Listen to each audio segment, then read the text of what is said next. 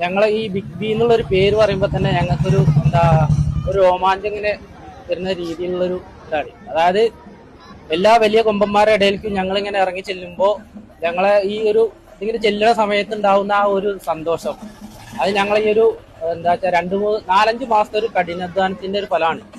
അതായത് ഞങ്ങൾ ഈ 10-25 ആൾക്കാർ ഈ 2-3 മാസത്തോളം ഉറക്ക ഊണ് ഒന്നുമില്ലാതെ ഞങ്ങൾ ഈ അധ്വാനിച്ചതിന്റെ ഒരു ഫലമാണ് ഇപ്പൊ ഇന്ന് ആൾക്കാർക്ക് ഞങ്ങളിങ്ങനെ ഇത്തരത്തിലുള്ളൊരു പൊയ്ക്കാളെ ഞങ്ങൾ ഇങ്ങനെ കൊണ്ടുനടക്കാനുള്ള ഒരു രൂപത്തിലാക്കി കൊടുത്തത്.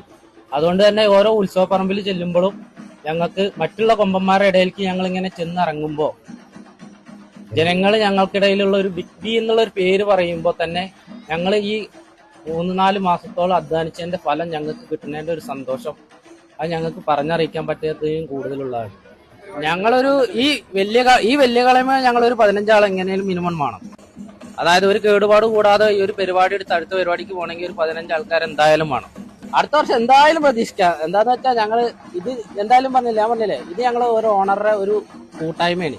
അപ്പൊ അവർക്ക് അതെന്തായാലും ഈ പേരെന്തായാലും ഇനി അത് നിലനിന്ന് പോകും. ഇതിപ്പോ മംഗലാകുന്ന് കർണൻ, മംഗലാകുന്ന് അയ്യപ്പൻ, അല്ലെങ്കിൽ ചെറുപ്പശ്ശേരി പാർത്ത് ഇങ്ങനെ പറയുന്ന രീതിയിലുള്ള ഒരു പേരാണ് ബിഗ് ബി എന്നുള്ളത്.